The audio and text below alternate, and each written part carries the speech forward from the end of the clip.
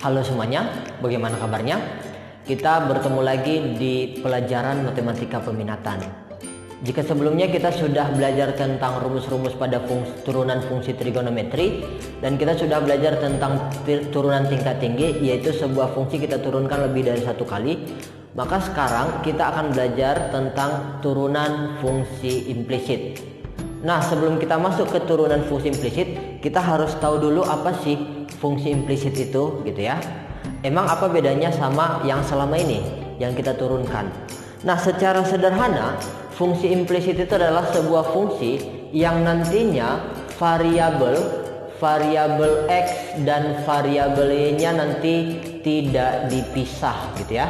Tidak dipisah. Artinya tidak usah nanti kita buat dalam bentuk apa? Y sama dengan fx atau x sama dengan fy. Tapi nanti bentuknya adalah apa? fxy. Oke, fxy artinya di fungsi itu nanti ada variabel x, ada variabel y. Kalau contoh yang eksplisit itu kan misalnya y sama dengan fx, yang di kanan x semua. Yang ini adalah bentuk fungsi eksplisit. Yang sudah kita pelajari kemarin semua adalah bentuk fungsi eksplisit. Oke, walaupun nanti ada fungsi implisit, selalu kita buat dalam bentuk eksplisit dulu baru kita turunkan. Tapi nanti ada caranya untuk menurunkan langsung. Nah, gimana caranya? Contoh nih, misalnya kita disuruh mencari turunannya fungsi ini, dimana ini adalah sebuah fungsi implisit, dimana variabel x dan variabel y-nya itu ada di fungsi ini tidak dipisahkan, gitu ya. Dan ini akan susah kita buat dalam bentuk y sama dengan dalam bentuk yang di kanan harus x semua, gitu. Agak susah nih, karena nanti di sini ada cos y, di sini ada variabel y kuadratnya lagi. Maka ini kita turunkan aja secara implisit. Nah, gimana caranya menurunkan implisit? Konsepnya sih dia menurunkan biasa aja, gitu ya. Menurunkan secara biasa. Nah, sebelum kita turunkan bentuk yang ini, nanti ini kita misalin u. Oke, yang ini kita misalin V, berarti nanti perkalian U kali V ada turunannya ya. Nah, yang ini karena dia dalam bentuk Y, padahal yang kita harus cari adalah dy dx, yang kita turunkan harus terhadap X.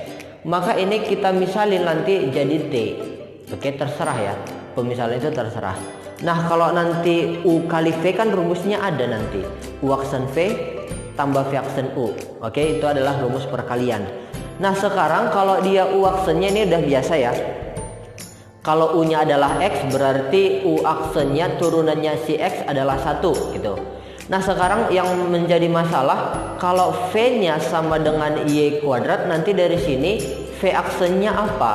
Ingat, V aksen itu adalah dV dx, kita turunkan terhadap X.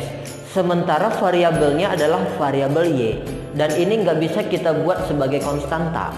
Nggak bisa ya. Maka ini gimana kita buat? Ingat aturan rantai. dv dx itu bisa kita buat apa? dv dy kita turunkan dulu terhadap y dikali apa? dy dx. Oke. Nah, sekarang karena v-nya adalah y kuadrat, dv dy nya turunkanlah ini terhadap y. Turunannya adalah 2y dy dx. Oke, inilah nanti v aksennya. Nah, selanjutnya yang ini juga harus kita turunkan. Apa sih turunan cos y, di mana y-nya adalah variabel terikat terhadap x, ya kan? Maka nanti di sini karena si t-nya kita misalin adalah si cos y, maka nanti dari sini si t aksennya atau t aksen itu turunannya si t terhadap x berarti dt dx. Oke. Nah, sementara variabelnya y ini kita buat nanti apa? dt dy dikali dy dx. Artinya kita turunkan dulu terhadap y baru kalikan dy dx. Maka nanti di sini kita perolehlah dt dy turunkan terhadap si y, turunannya cos. Ingat, turunannya cos adalah min sin. Berarti min sin y kalikan lagi apa? dy dx. Oke, inilah dia turunannya si cos y. Nah, turunannya ini semua nanti kita masukin rumus. Kalau nanti kan yang di kanan itu kan jadinya apa? U aksen V tambah V aksen U, gitu ya. Ditambah karena ini adalah T, berarti tambah T aksen sama dengan turunannya 0, ya 0 gitu ya. Inilah nanti turunannya. Tinggal kita substitusikan semua. U-aksennya 1 dikali V-nya adalah Y kuadrat dikali Y kuadrat ditambah V-aksennya di sini tadi adalah ini V-aksen. Apa?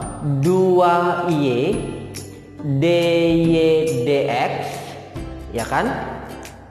Ini masih apa? V-aksen dikali si U-nya tadi siapa? Si X. Oke, ditambah T-aksennya ini semua tambah negatif ya, negatif sin Y dikali nanti dy dx itu sama dengan 0. Oke, nah ini tinggal kita susun dia ya.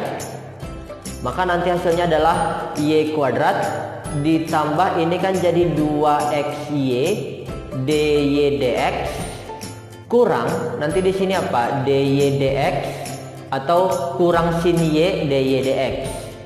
Sin Y dy dx sama dengan 0. Oke, yang nggak ada dy dx-nya kita pindahin ke kanan. Maka tinggallah yang ini nanti di kiri. Ini kita biarkan di sebelah kiri. Tapi karena dua-duanya mempunyai dy dx, kita keluarkan aja dy dx-nya.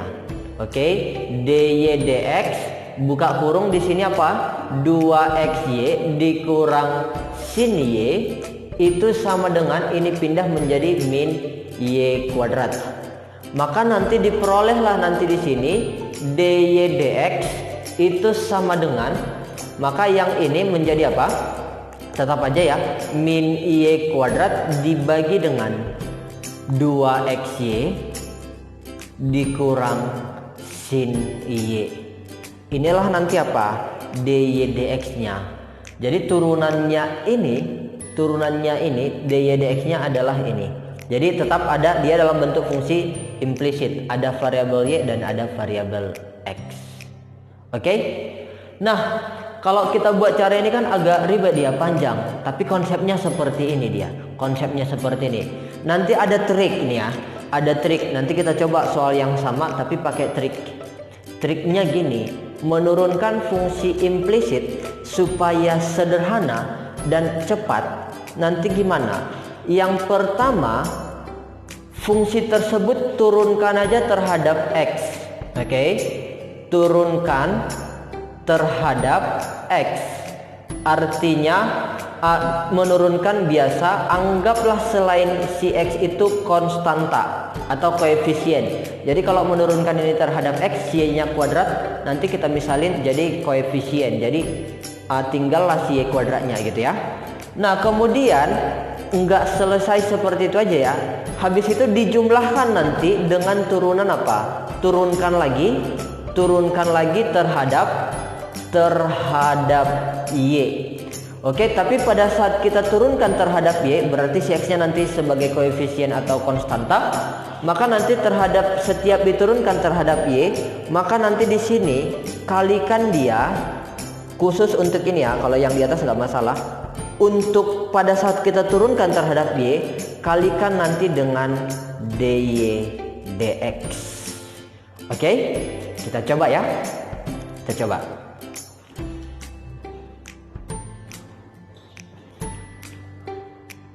Soalnya tadi ini x y kuadrat tambah cos y sama dengan 0 gitu ya. Nah, kalau kita pakai trik, jadi ini kita turunkan dulu terhadap X, kemudian kita jumlahkan nanti hasilnya dengan turunannya terhadap Y. Oke, tapi setiap kita turunkan terhadap Y, kalikan dengan dy dx. Itu triknya tadi ya. Nah, lebih gampang nanti menyelesaikan ini per suku aja. Jadi setiap suku turunkan terhadap X, turunkan terhadap Y. Oke, yang ini juga seperti itu. Nah, sekarang kita turunkan terhadap X. Nah, karena di sini X-nya pangkat 1, berarti Y kuadratnya kita anggap koefisien. Turunannya adalah tinggal koefisiennya Y kuadrat. Oke, tambah sekarang turunkan terhadap Y. Kalau kita turunkan terhadap Y berarti ini 2xy pangkat 1 dikali dy dx, ya kan? Karena kita turunkan terhadap Y. Kemudian nanti di sini turunkan terhadap X, karena di sini nggak ada variabel X, berarti ini kita anggap konstanta. turunan konstanta adalah 0. Kemudian turunkan terhadap Y. Turunannya ini karena di sini adalah cos, turunannya adalah min sin. Berarti min sin Y. Ingat, setiap kita turunkan terhadap Y, kalikan apa? dy dx sama dengan turunannya 0, 0. Oke, maka nanti di sini bisa kita buat lebih sederhana. Y kuadrat tambah 2xy dy dx gitu ya. Tambah 0, nggak usah kita tulis. Tambah negatif berarti kurang sin y dy dx sama dengan 0. Itulah dia. Nanti kalau kita perhatikan udah sama dia seperti ini. Jadi ada banyak langkah-langkah yang nggak perlu kita buat gitu ya dengan memakai trik ini. Oke, nanti kalau kita teruskan hasilnya kan pasti sama. Oke, satu contoh lagi. Misalnya kita disuruh menurunkan ini, maka ingat tadi yang pertama turunkan dia dulu terhadap x. Berarti kalau ini kita turunkan terhadap y, terhadap x maksudnya, berarti ini semuanya yang ini juga termasuk apa? Koefisien. Oke, ini termasuk koefisien. Kalau kita turunkan terhadap x karena x-nya adalah pangkat 1, turunannya ya koefisien itu sendiri. Berarti yang tinggal adalah 3 sin y. Oke, x-nya habis ya kan? Ingat kx turunannya adalah k. Berarti ini karena x-nya pangkat 1, turunannya adalah koefisien itu sendiri. Sekarang kita turunkan terhadap y. Berarti karena kita turunkan terhadap y, ini kita anggap koefisien. Berarti tambah turunannya sin adalah cos.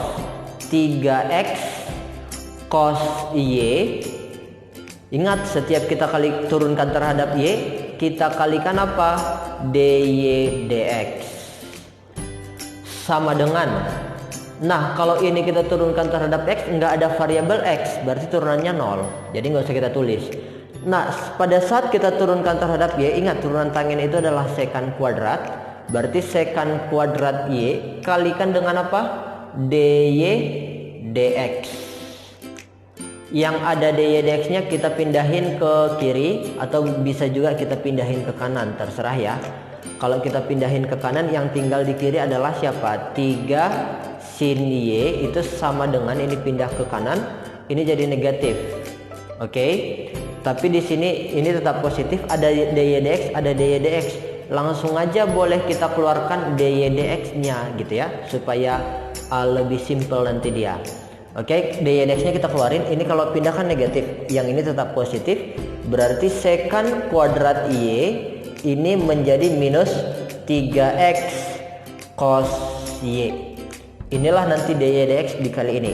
Berarti dy dx-nya adalah yang ini dibagikan dengan semuanya ini. Oke, atau bisa kita tuliskan dy dx-nya itu sama dengan yang ini yaitu siapa? 3 sin y bagikan dengan semuanya ini, yaitu siapa? Sekant kuadrat y dikurang 3x cos y. Kira-kira ya. Baiklah, jadi gitulah nanti caranya untuk menurunkan sebuah fungsi implisit. Nanti kita pakai konsepnya. Ingat, konsepnya adalah konsep biasa, tapi ingat kalau ada variabel x, variabel y, nanti pakai aturan rantai, ya kan? Tapi dengan memakai trik yang tadi bisa lebih singkat, yaitu nanti gimana turunkan dulu fungsinya terhadap x. Jadi semua variabel y itu kita anggap sebagai konstanta atau koefisien. Habis itu jumlahkan dengan turunannya terhadap y. Jadi pada saat kita turunkan terhadap y, semua variabel x kita anggap koefisien atau sebagai konstanta. Tapi ingat, setiap kita turunkan terhadap y, kalikan dengan dy dx. Bisa ya? Jadi nanti di video selanjutnya mungkin kita akan bahas-bahas lagi tentang turunan fungsi implisit, sekaligus mungkin review sama dari awal tentang turunan fungsi trigonometri. Baiklah, demikian pembelajaran kita hari ini. Tetap semangat, tetap dijaga kesehatannya, dan ingat, kalau keluar rumah jangan lupa memakai masker dan menghindari keramaian-keramaian. Oke, salam.